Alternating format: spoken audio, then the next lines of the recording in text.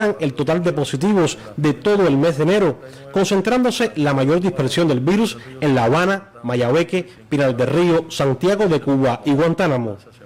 Estas provincias concentran el 82% de los casos confirmados en la semana y 3 provincias disminuyeron su tasa de incidencia o su incidencia, que fueron Guantánamo, Matanza y Villa Clara. El resto de los territorios incrementaron los casos.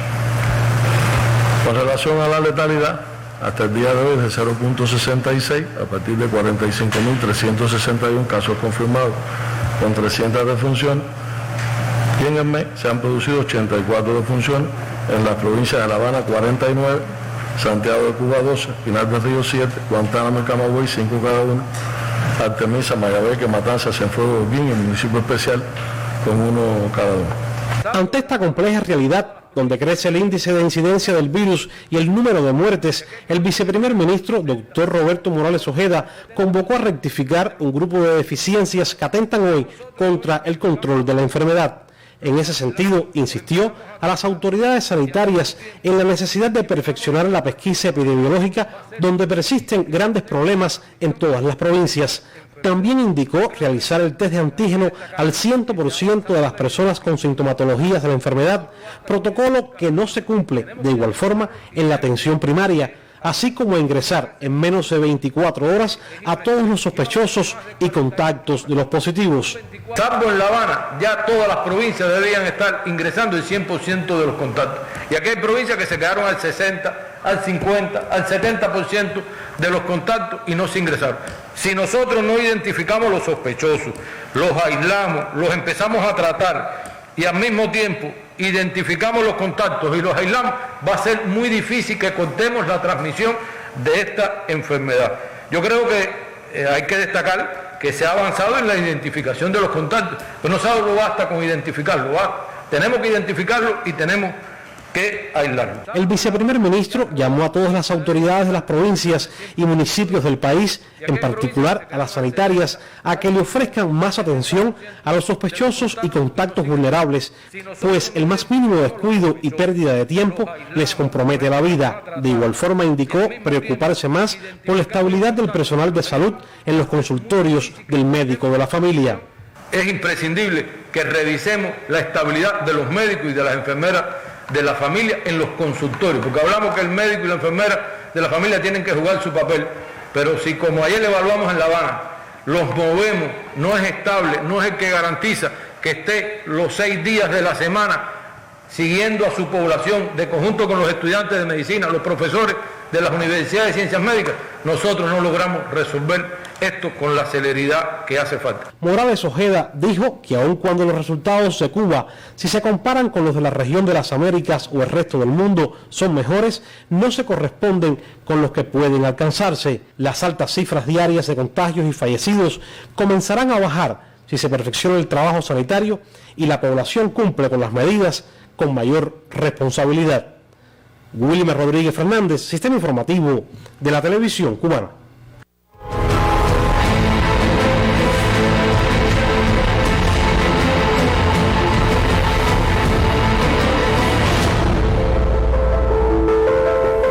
El segundo secretario del Comité Central del Partido Comunista de Cuba, José Ramón Machado Ventura, intercambió este lunes con productores agrícolas y directivos del sector en Artemisa y Pinar del Río. La implementación del ordenamiento monetario y su impacto en la agricultura fue el tema principal del debate. Machado Ventura estuvo acompañado por funcionarios de los Ministerios de Finanzas y Precios y la Agricultura.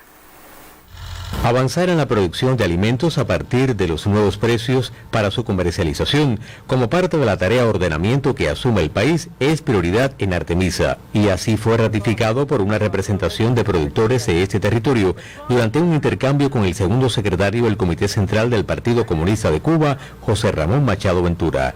Hubo espacio para escuchar criterios de quienes producen la tierra en aras de seguir ajustando eslabones que busquen el equilibrio de los costos. Hemos sacado la ficha de costo con paquete tecnológico y sin paquete tecnológico. Y como quiera nos da un déficit presupuestario en la cooperativa en el año. Si todos esos gastos, que al final son gastos, tienen un crecimiento realmente que en ocasiones de 17 veces, 4 veces, y gravita sobre el producto que tiene un crecimiento realmente en proporción mucho inferior, es imposible que el ingreso que va a tener el producto pueda cubrir todos esos gastos. Eso es un punto que da la idea de que cada vez que se ha hecho una ficha de costo, realmente es imposible lograr ingresos que superen los gastos. José Ramón Machado Ventura insistió en la reunión en la búsqueda de alternativas ante la falta de fertilizantes para alcanzar mejores rendimientos. No se puede malinterpretar pensando que los campesinos artemiseños, los de Huira Melena, tenemos los brazos caídos. Se puede revisar nuestras áreas para que se vea si hay una preocupación lógica de cuál es la situación económica que van a enfrentar, que al final van a caer en una deuda. Pero esto puede tener como alternativa, porque todos los caminos van buscándose una alternativa para suplir la necesidad que tenemos, de que se siembren nuestros suelos, que son suelos bajo riego, de los que el país cuenta solamente con el 7% de sus áreas bajo riego en Cuba. Son una parte grande, están en Artemisa. A la par de la implementación de las nuevas transformaciones en el sector de la agricultura, el país escucha a quienes producen la tierra con el propósito de no encarecer productos y servicios destinados al bien social. Desde Artemisa, Alexander Sosa y José Luis Guía, Sistema Informativo de la Televisión Cubana. Productores de eficiencia y directivos expusieron sus criterios en torno a las cuotas de pago de la fuerza de trabajo, los productos agrícolas, los servicios y el uso del agua y la electricidad para el avance agropecuario local. En el caso de los servicios de la aviación, ahí se habla de horas productivas y travesía, que es de pista a pista, donde se basifican ellos las pistas de trabajo nuestras. Es decir, que como hora productiva en 15.137 pesos, consideramos que es algo exagerado, sube 12.5 veces a como estaba antes. Cuando comparamos a los productores nuestros con los precios del mercado mundial, a veces no tenemos toda la tecnología para competir con esos precios. Y no lo es fácil tener la rentabilidad, como decía Ligueña, de 3,5 de 4 toneladas, porque no tenemos la tecnología ni los recursos suficientes para llegar a esos costos. Y cuando el propio presidente lo dijo, hay que sembrar más para obtener lo mismo. Los insuficientes niveles de producción de algunos alimentos, como el arroz, obligan a Cuba a desembolsar grandes sumas en importaciones. De ahí la urgencia de incrementar rendimientos sobre la base de una agricultura eficiente y sostenible, recordó el segundo secretario del Comité Central del Partido Comunista de Cuba. Cada acción, recalcó José Ramón Machado Ventura, debe ser sinónimo de avance sin que nadie resulte perjudicado. Desde Pinar del Río, Alina López Ochoa, Sistema Informativo de la Televisión Cubana.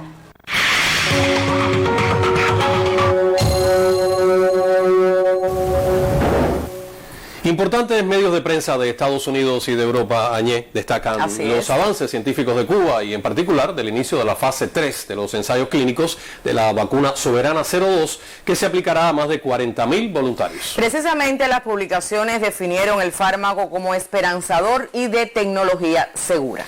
Resaltaron que se trata del primer candidato vacunal de América Latina y un logro científico extraordinario de la mayor de las Antillas.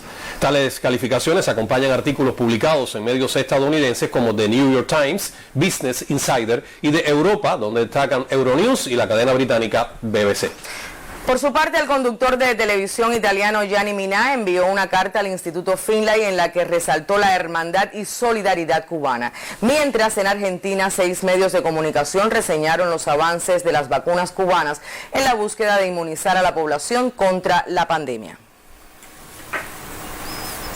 Y en los 8 municipios de Las Tunas comenzó la campaña de vacunación oral antipolio. Debido a la situación epidemiológica, adoptan medidas necesarias para inmunizar a más de 22.200 menores que deben recibir la primera dosis o reactivar la vacuna. Hoy le vamos a poner a su bebé, le vamos a echar las gotitas vía oral antipolio. Como en todo el país, comenzó hoy en Las Tunas la 60 campañas de vacunación antipoliomielítica oral bivalente. Serán inmunizados en este territorio oriental más de 22.200 infantes en diferentes áreas de salud. Estamos comenzando hoy la 60 campaña antipoliomielitis. Tenemos diseñado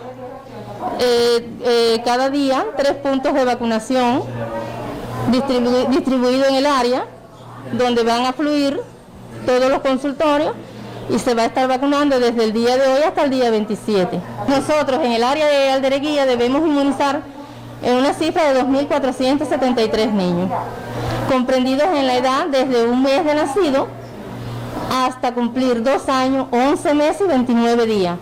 A pesar de la difícil situación que enfrenta el país con la pandemia, se redoblan esfuerzos y se toman medidas necesarias para que no se quede ningún niño sin vacunar. Sabemos que esta vacuna es muy importante porque antes en nuestro país esta enfermedad era endémica y dejaba muchísimas secuelas en los bebés, en los niños. Teniendo en cuenta la situación epidemiológica, se han creado varios puntos de vacunación en los 8 municipios tuneros para evitar aglomeraciones de personas y lograr llegarle a los 22.290 infantes en las Tunas y que queden inmunizados con la antipoliomielítica. Desde las Tunas, Orlando Cruz, Sistema Informativo de la Televisión Cubana.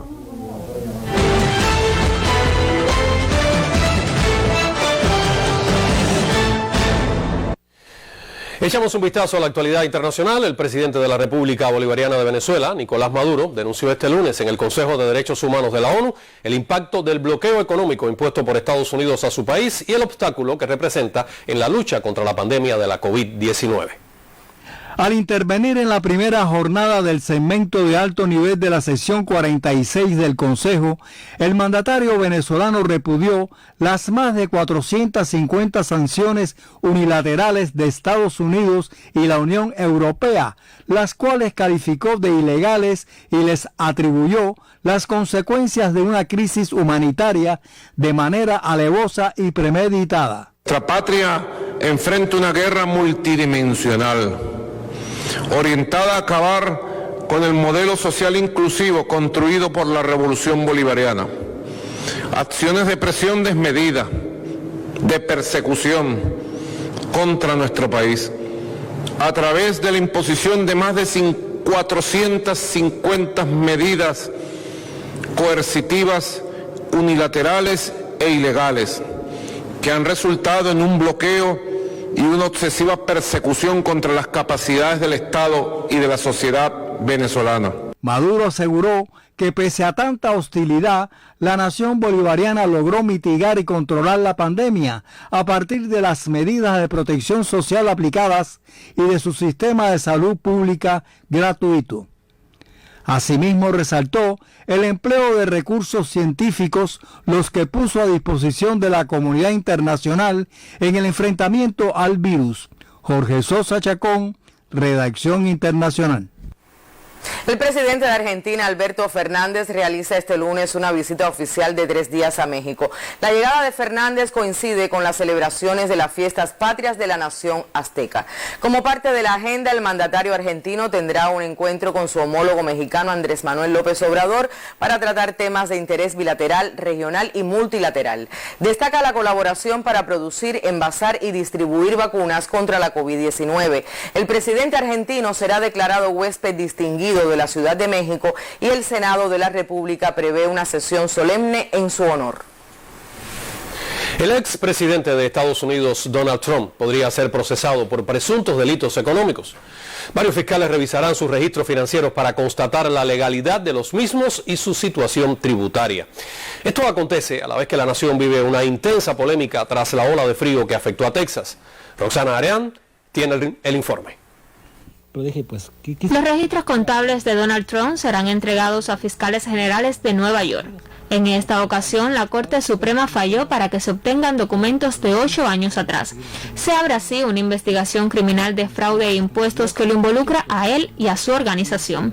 Esto representa una derrota para el expresidente, que siempre quiso mantener ocultas sus declaraciones de impuestos.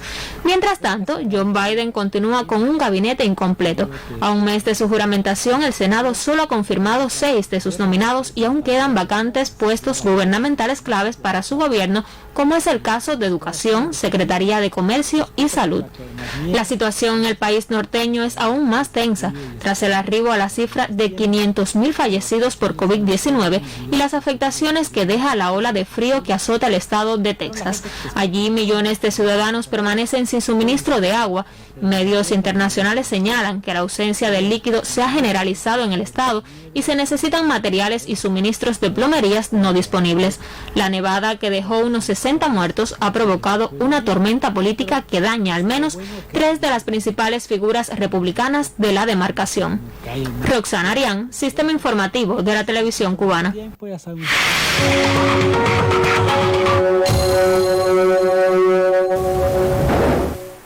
Y Cuba sostiene su compromiso de no proliferación y control de armamentos. Así lo afirmó el canciller Bruno Rodríguez Parrilla mediante presentación virtual en el segmento de alto nivel de la conferencia de desarme que tiene lugar este lunes en Ginebra, Suiza.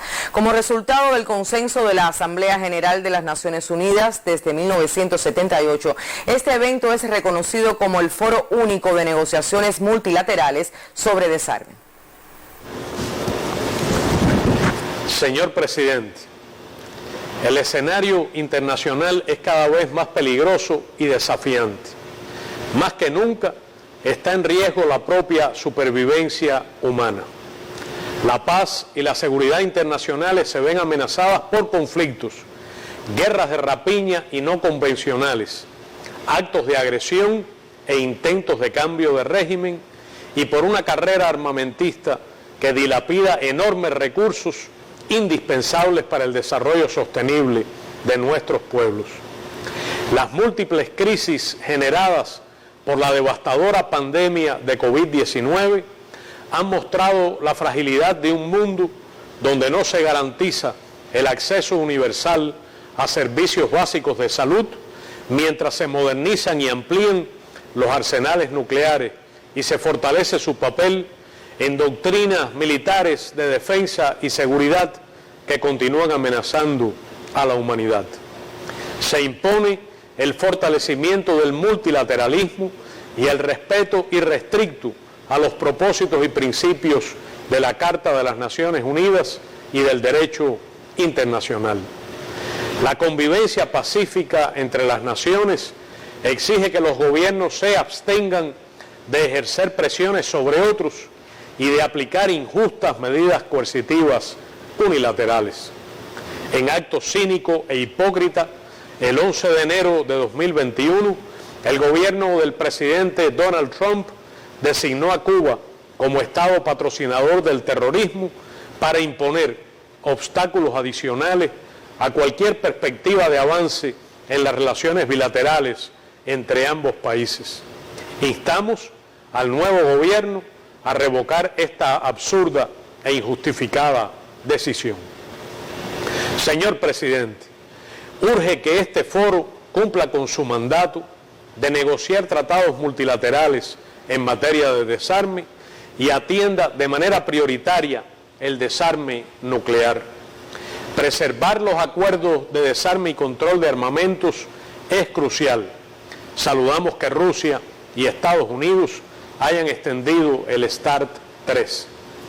Nos congratulamos por la entrada en vigor del Tratado sobre la prohibición de las armas nucleares, un verdadero hito en los esfuerzos internacionales hacia un mundo libre de estas armas. Cuba se enorgullece de haber sido el quinto país en ratificarlo. De igual forma, me complace anunciar que hemos depositado el instrumento de ratificación del Tratado de Prohibición Completa de Ensayos Nucleares el pasado 4 de febrero. Señor presidente, reiteramos la plena vigencia de la proclama de América Latina y el Caribe como zona de paz, firmada por los jefes de Estado y Gobierno de toda la región. Un mundo de justicia, dignidad y paz es posible si prevalece la cooperación entre los Estados, se observan el derecho internacional y los derechos de los pueblos a la paz, el desarrollo y la justicia. Preservan toda su validez hoy las palabras del comandante en jefe de la Revolución Cubana, Fidel Castro Ruz, y cito: cese la filosofía del despojo y cesará la filosofía de la guerra. Muchas gracias. El Pleno Nacional de la Federación de Mujeres Cubanas se celebró este lunes a través de videoconferencia. El encuentro estuvo presidido por Teresa Marelle Bogué, secretaria general de la organización, y Olga Lidia Tapia Iglesias, miembro del secretariado del Comité Central del Partido Comunista de Cuba. Todas las De manera diferente, pero sin dejar de reconocer la labor de la organización y cuánto falta por hacer, se realizó el pleno de la Federación de Mujeres Cubanas. La secretaria general de la FMC, Teresa Amarelle, resaltó el compromiso de la organización con la producción de alimentos. En el análisis se destacó el trabajo conjunto con el movimiento de la agricultura urbana, suburbana y familiar. Desde enero de este año se han incorporado 14.000 nuevos patios a este programa en todo el país. De manera positiva han incidido los comités de defensa de la revolución y la Federación de Mujeres Cubanas, liderados por el Ministerio de la Agricultura. En el encuentro se explicaron los nuevos retos. Las acciones están encaminadas a trabajar de manera cohesionada para alcanzar la soberanía alimentaria y la educación nutricional. Ejemplos de todo el territorio nacional del papel de las mujeres en función de esta tarea fueron expuestas. La integrante del secretariado del Comité Central del Partido, Olga Lidia Tapia, destacó el protagonismo y unidad alcanzado por todas las organizaciones políticas y de masas en este programa. Los enemigos nos atacan. ¿Por qué nos atacan? Porque estamos trabajando precisamente en un tema de seguridad nacional. No es un tema complementario, no es un tema secundario, es un tema principal. Y es una expresión también, como aquí se ha estado explicando, de unidad nacional. Este marzo es ocasión propicia para destacar a los territorios con mejores desempeños en la FMC. Ciego de Ávila, Santi Espíritus, Guantánamo, Artemisa y Mayabeque marchan a la delantera. Como vanguardia en esta labor fue seleccionada Granma. A propósito de este 8 de marzo, se felicitó y reconoció a todas las cubanas de las diferentes esferas económicas y sociales de la nación por el Día Internacional de la Mujer. Un 8 de marzo que será en condiciones diferentes, pero un 8 de marzo que ratificará el compromiso de las cubanas de patria o muerte, porque seguros estamos que siempre venceremos en la medida en que todas participemos de este lindo proyecto de justicia social que es la revolución. Evelixe Tamile, Sistema Informativo de la Televisión Cubana. La violencia contra niños, mujeres, ancianos y otros grupos vulnerables es un fenómeno complejo y muchas veces difícil de detectar. En Cuba existen diversas vías para denunciar actos de este tipo, mientras varias instituciones trabajan de conjunto para reducirlos y proteger a las víctimas. Por lo general es un fenómeno silenciado por los autores. Sin embargo, la violencia contra grupos vulnerables es un asunto que no escapa a la atención estatal. Es muy importante todo el trabajo que en materia de coordinación con otras instituciones se viene realizando, particularmente con salud, fiscalía, educación, la PNR, en materia de la atención a la mujer. Mientras tanto, en Cuba funcionan 3 centros de protección a niños, niñas y adolescentes. Estos lugares, así como las comisiones psiquiátrico-forense infanto-juvenil de cada provincia, funcionan para preservar la integridad de los menores. Nosotros evaluamos a este niño para llegar a conclusiones sobre si tiene o no patología psiquiátrica en el momento actual del examen, si la inteligencia y la fantasía son acorde a su edad, si la descripción del hecho que nos hace el menor a nosotros como especialistas se puede considerar como confiable, no confiable o dudoso. El trabajo en las escuelas también es fundamental.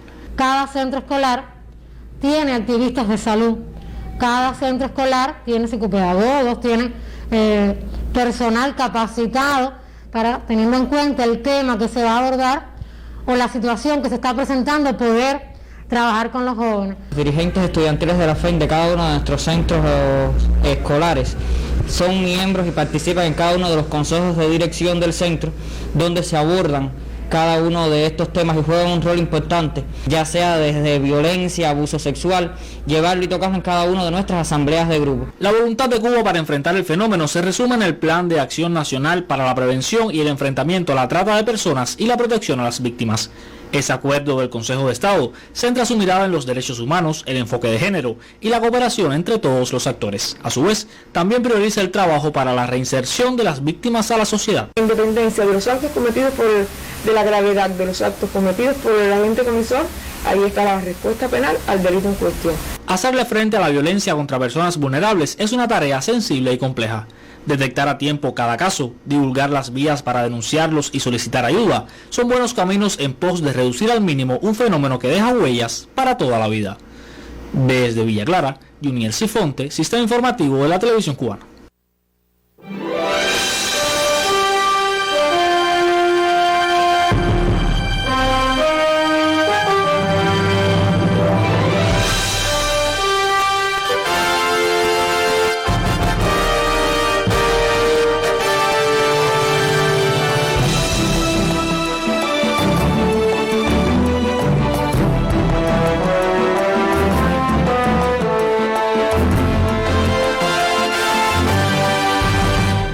Buenas noches, ya comenzamos nuestro segmento deportivo en la emisión estelar.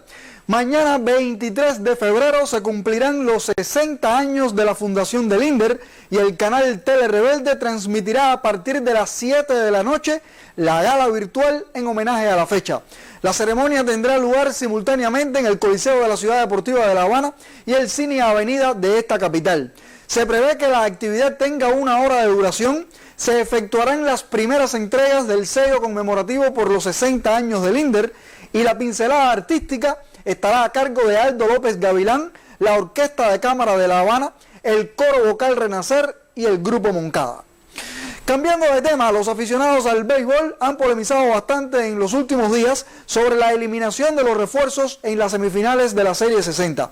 Sobre este tema, el colega Guillermo Rodríguez obtuvo declaraciones del comisionado nacional de béisbol, Ernesto Reynoso.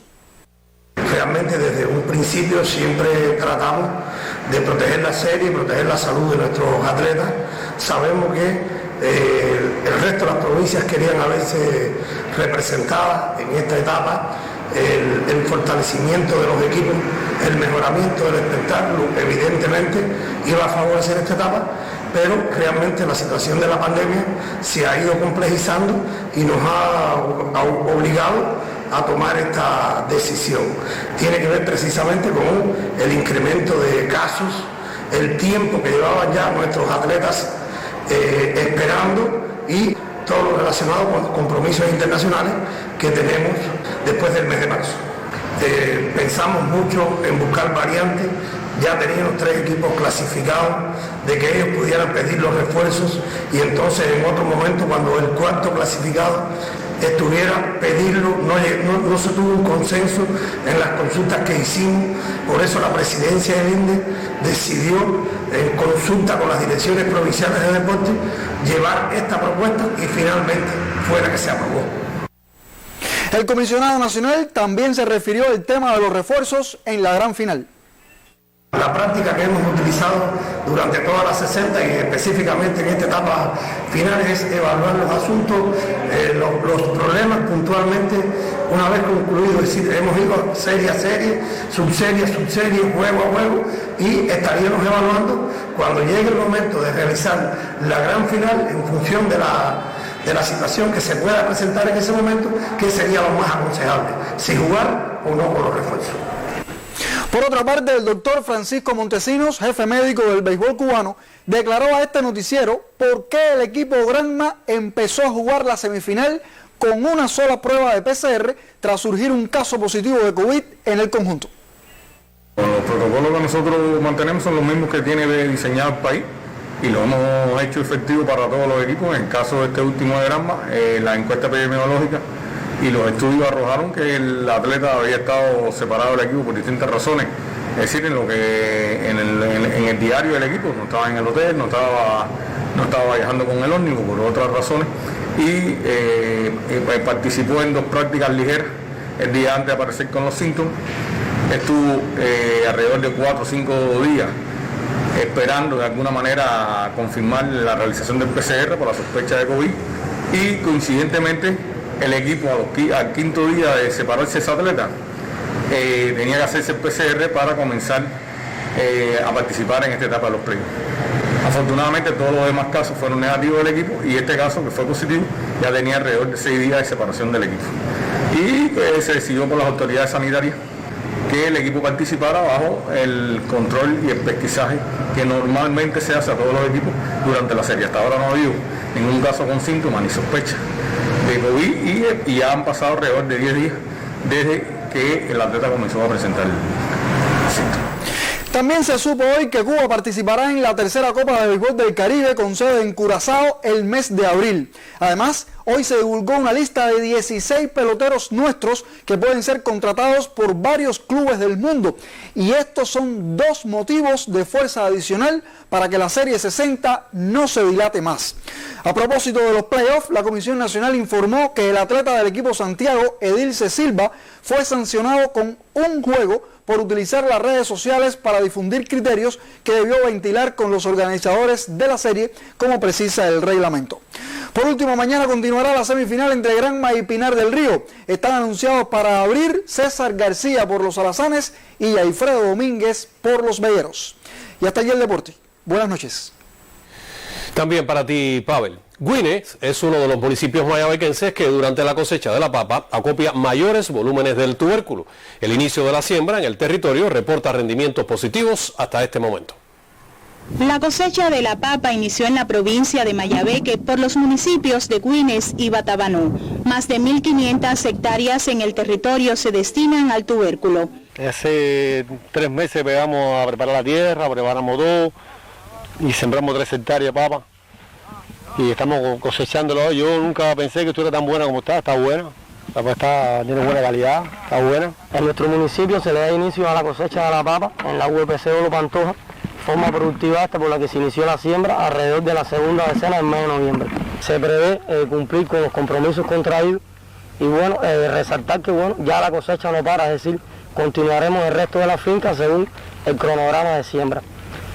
También resaltar que hay un nivel de áreas que fueron sembradas con semilla importada que todavía le queda por transitar alrededor de un mes y medio, que bueno, se continúan dándole las atenciones culturales, el tema de la protección fitosanitaria y el riego para que cumplan con su ciclo. El sector agrícola de Mayabeque aspira a cumplir con el compromiso previsto para la campaña. En Mayabeque, Lianni Soto, Sistema Informativo de la Televisión Cubana.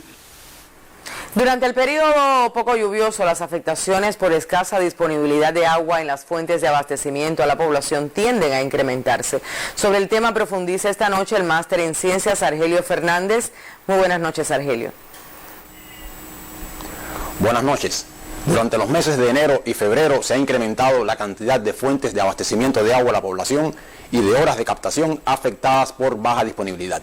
En realidad, la diferencia es relativamente pequeña.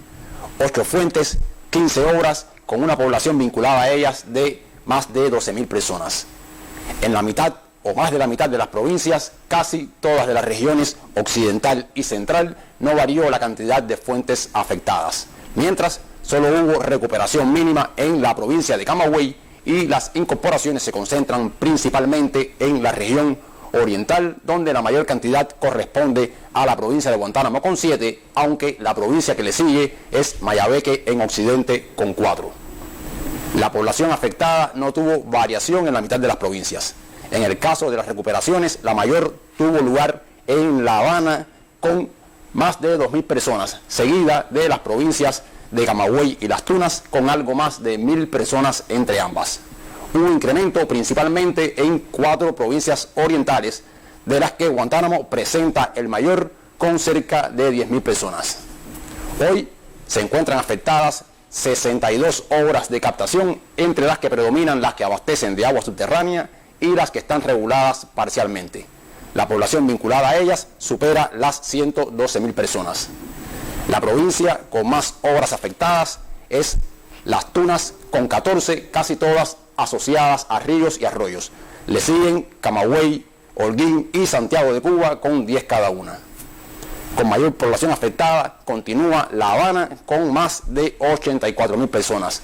Luego aparecen todas las provincias desde Camagüey hasta Guantánamo, encabezadas por esta última con las casi 10.000 personas que se incorporaron recientemente. Es todo por hoy. Muchas gracias, les reitero el saludo y hasta la próxima semana.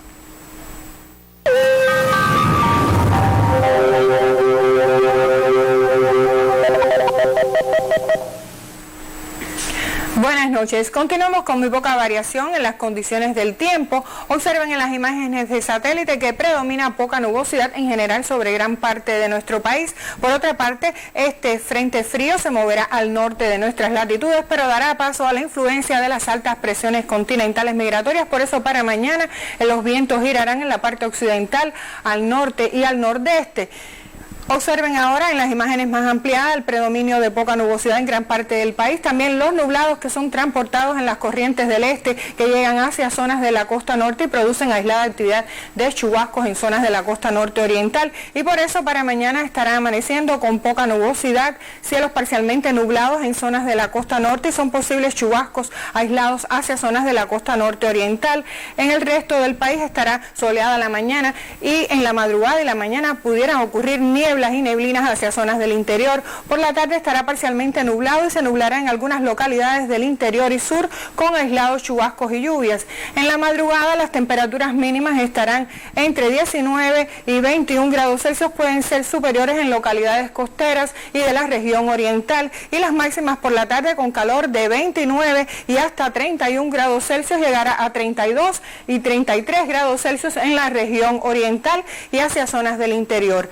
En cuanto a los vientos, serán variables débiles en gran parte del país y en la parte occidental soplarán del norte al nordeste, como les comentaba, y del este en zonas de la costa norte oriental con velocidades entre 10 y 25 kilómetros por hora. Se mantendrán las marejadas en la costa norte oriental, habrá oleaje en la costa norte central, así como desde Cabo Cruz hasta Punta de Maicí, y poco oleaje en el resto de nuestras costas. Y para los próximos 3 días se pronostica poca variación en las condiciones del tiempo. Las temperaturas se mantienen con poca variación, máximas de 30 y hasta 33 grados Celsius y solo son posibles aislados chubascos y lluvias. Esto es todo en cuanto al tiempo. Que tengan un feliz día y hasta mañana. Buenas noches, doctora. Un hecho de sustracción de combustible en Cienfuegos fue frustrado por efectivos del Ministerio del Interior. El curso de la investigación ha demostrado la vinculación para delinquir entre algunos trabajadores y personal ajeno a esa entidad. En un tramo de vía perteneciente a este municipio cienfueguero, un operativo policial detectó un hecho de receptación de combustible. Fuimos allí, cerca revisamos lo que es las boletas, donde tenía la cantidad de 20 porrones de combustible, los cuales tenía tapado con una manta de color negro para que no tuviera visibilidad. Otrora trabajador de los ferrocarriles, el ciudadano cumplió una sanción privativa de libertad por apropiarse indebidamente de harina de trigo mientras cumplía su servicio. Ese combustible lo obtuvo a raíz de que tiene vínculo con maquinistas de estas locomotoras, que es la raíz del asunto, que es de donde sale todo el combustible. Ellos se ponen de mutuo acuerdo para llegar a la sustracción de este combustible, para posteriormente venderse a los receptadores. La investigación, iniciada con inmediatez, permitió determinar con exactitud el origen del combustible. Se procedió a buscar la trazabilidad de las locomotoras que pasaron por esta zona aquí del Poblado de Cruz, y pudimos apreciar de que una locomotora, la número 52516, que provenía de la provincia de Camagüey, Cienfuegos, Marítima Cienfuegos, pasó en ese horario sobre las 21 y tanto de la noche, parando en este tramo de la vía, kilómetro 27, que es el tramo de Balboa. Este hecho delictivo tuvo varias incidencias, dentro de ellas tuvo un faltante de combustible entre la provincia de Camagüey y la terminal marítima de 2.360 litros, y después posteriormente de aquí la base de Cienfuegos y Guabairo y retorno a la terminal marítima de 1.095 litros, con un total de 3.455 litros. Desde Camagüey hasta Santa Clara, la locomotora transitó apagada y a remolque de otra máquina. Como modus operandi para apropiarse del combustible, el maquinista falsificó la documentación, consignando que había circulado por sí misma y consumido un total de 2.360 litros de petróleo. Hasta el momento tenemos 3 personas procesadas, entre ellos el recitador, un maquinista y un conductor de tren. Aunque la empresa ejecuta un sistema de control mediante los GPS y el análisis de las hojas de ruta, durante los últimos años ha depurado un grupo importante de trabajadores por incidencias negativas con el combustible. Resultados de esta investigación, que aún no concluye, ponen en dudas la eficacia de esos mecanismos y asegura la existencia de causas y condiciones que facilitan el delito. Necesita una conciliación de manera oportuna entre Villa Clara y Cienfuegos, en cuanto a los GPS, en cuanto a la control de ruta, que de hecho, de no detectarse ese problema, hubiese salido normal. Nos quedan fisuras que no hemos podido resolver. Esa fisura está, por ejemplo, en el análisis de combustible en los servicios de patio, en el análisis de combustible. ¿Por qué? Porque es por horas de servicio que no siempre la locomotora está trabajando, no siempre está la locomotora encendida. Vínculos entre delincuentes y trabajadores que se corrompen, fallas en los sistemas de control estatal, una amalgama que propicia el delito en relación a uno de los recursos más vitales para el país. Afectación clarísima a la economía y a los imprescindibles servicios y productos que transitan sobre estas vías. Desde Cienfuegos, Marian Cabrera Ruiz para el Sistema Informativo de la Televisión Cubana.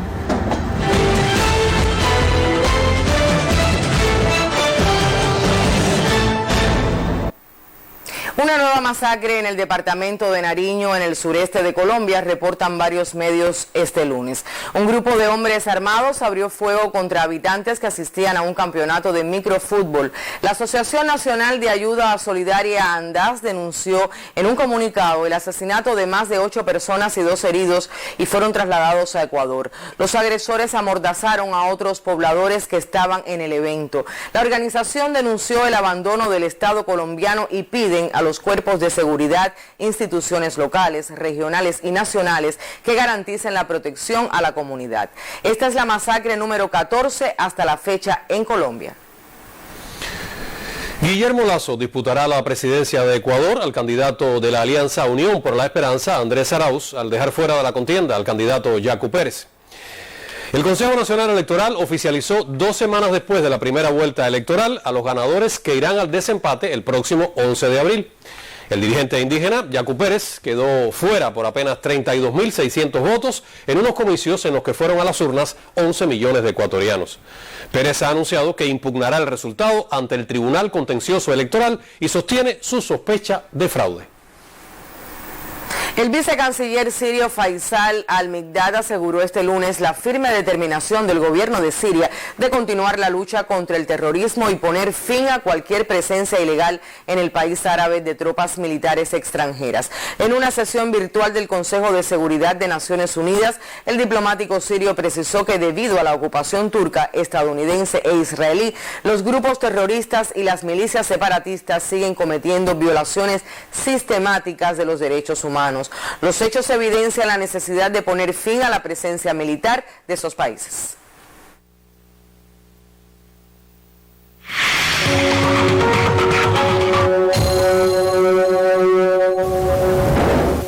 El 24 de febrero se reinician las luchas por la independencia de Cuba. Nuestra juventud garantiza la continuidad histórica de la nación, cuyo legado patrio se reivindica con mayor fuerza.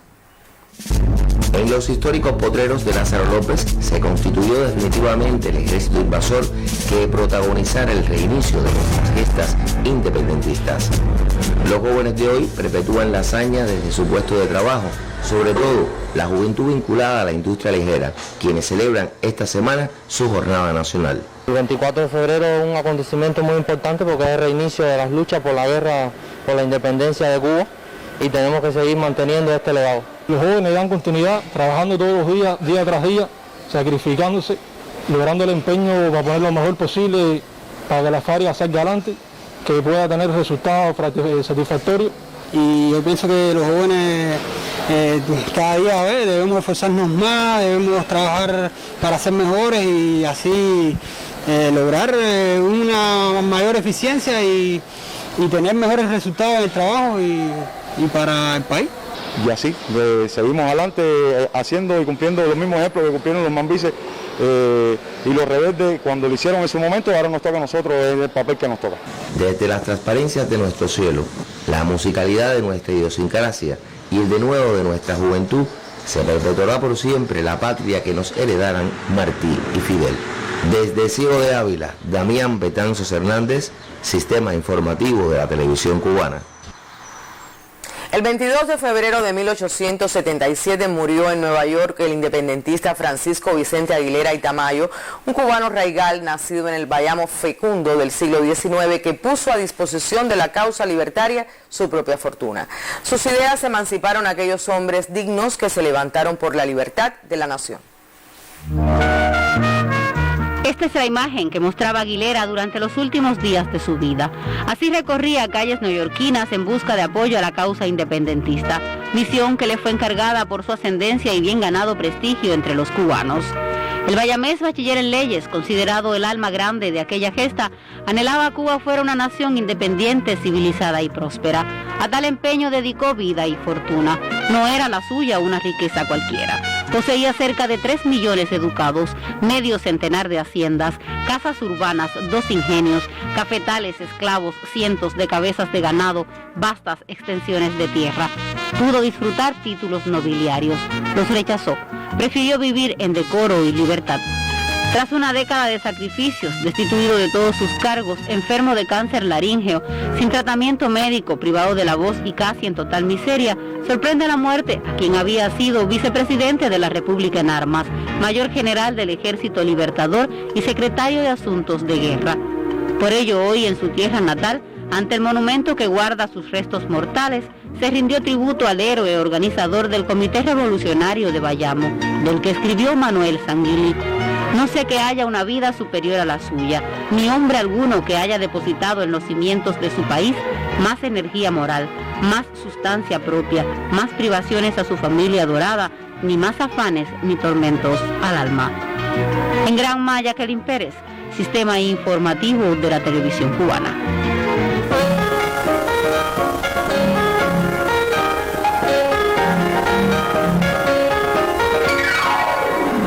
Buenas noches. El Ministerio de Cultura dio a conocer hoy su respaldo a la convocatoria de nuestros artistas patriotas a tomar los espacios culturales para rendir homenaje este 24 de febrero al aniversario del reinicio de las luchas independentistas.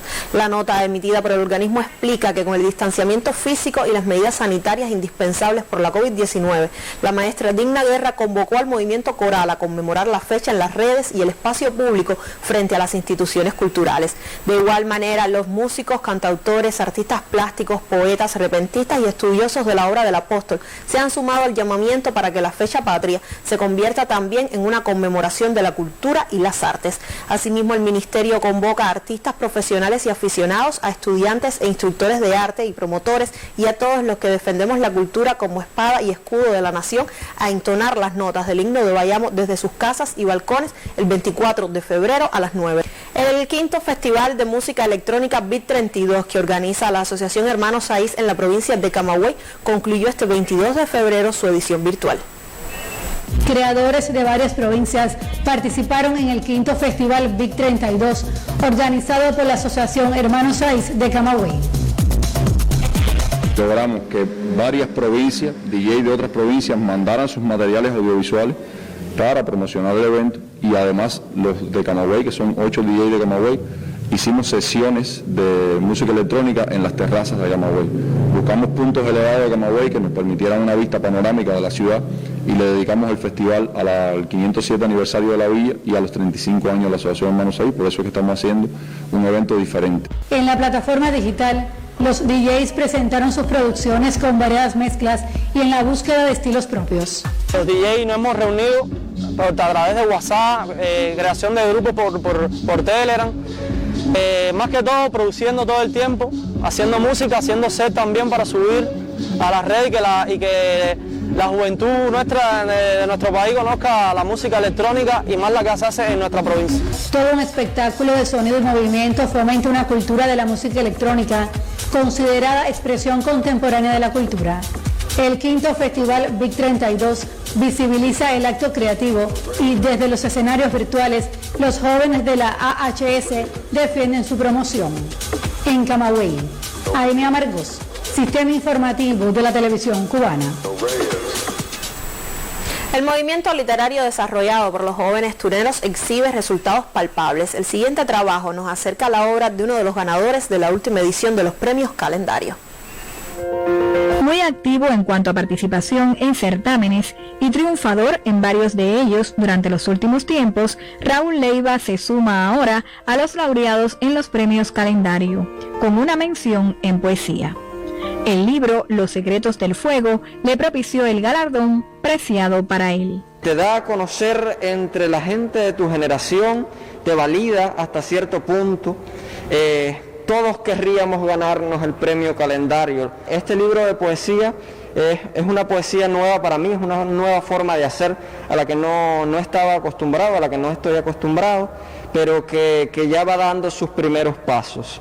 Los secretos del fuego habla mucho de la mística, de Madame Blavatsky, del cotidiano del cubano. De eso va Los secretos del fuego. Herederos de una fuerte tradición literaria, los jóvenes tuneros se afianzan hoy en el mundo de las letras. Los premios Calendario lo evidencian. En Las Tunas, Anivis Labarta, Sistema Informativo de la Televisión Cubana. Así me despido. Tenga usted muy buenas noches.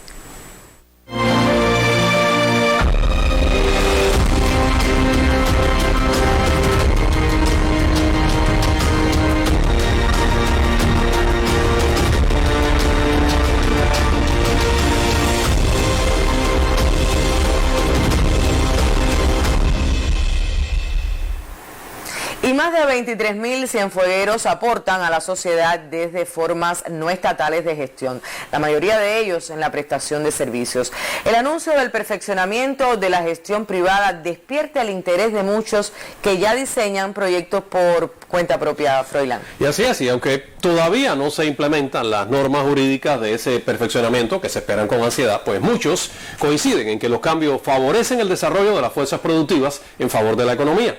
Ismari Barcia buscó testimonios de algunos trabajadores por cuenta propia y nos lo presenta en el reportaje de cierre de nuestro noticiero. Hace años Reinier escogió las formas de gestión no estatal para su proyecto de vida, pero como para tantos otros trabajadores por cuenta propia, su desempeño encontraba limitaciones. No puedo vender nada, comercializar ningún seco, productores, migas, teléfono. ¿Esto va a cambiar ahora? Escuché algo sobre eso, que en la misma actividad podría incrementar otras cosas. No tengo la información completa. Desde 1993, cuando se autorizó esa modalidad de empleo en Cuba, Cienfuegos ha aumentado casi 5 veces el registro de cuentapropistas, sobre todo a partir de la flexibilización de varias actividades aprobada en 2010. Hoy son más de 23.500 los inscritos y representan el 13% de la fuerza de trabajo ocupada en la provincia y el 42% de todo el sector no estatal. Impulsados por el auge del turismo, los servicios gastronómicos y de arrendamiento son los más numerosos en el sector, que ahora, frenados por la COVID-19, la crisis económica mundial y el déficit de insumos, podrían tener pospandemia otras iniciativas de desarrollo. El titular del arrendamiento no pudiera buscar a su cliente al puerto o al aeropuerto. Bueno, esta posibilidad que hoy se anuncia y que se va a poner en vigor da esa posibilidad. Es un reclamo de varios trabajadores por cuenta propia que son albañiles y desean tener una pequeña cooperativa. Esto es una oportunidad de un espacio que se abre también para ejercer esta actividad, las actividades, por supuesto, manufactureras, servicios de corte, costura, que tenía que ceñirse a la actividad de modista o sastre. Eliminar las restricciones para realizar más de una actividad es una de las disposiciones más favorecedoras en que coinciden preliminarmente quienes esperan ganar en certezas con la publicación de las normas. Beneficios sí puede tener. Una, nos hacemos más profesionales a la hora de brindar un servicio. Prestamos más atención a lo que estamos haciendo. Buscamos una mayor satisfacción en el cliente, que es lo más importante. Mayores licitud en las ofertas de bienes y servicios, ingresos y posibilidades de que los titulares se conviertan en contratantes abren para la provincia el necesario espectro del empleo no estatal, sobre todo en territorios con pocas opciones laborales como las hay cruces. En las direcciones municipales de trabajo se habilita la ventanilla única que aligerará trámites. También se anunciaron modificaciones en el sistema tributario, parte del ordenamiento que llega a un sector económico en ascenso al que aportan ya más de 600.000 cubanos. Desde Cienfuegos, Ismari Barcia, Sistema Informativo de la Televisión Cubana. Finaliza así la emisión estelar de lunes. Por su atención, muchas gracias. Buenas noches y recuerde cuidarse. Al hacerlo estará protegiendo a su familia y a su comunidad. Buenas noches.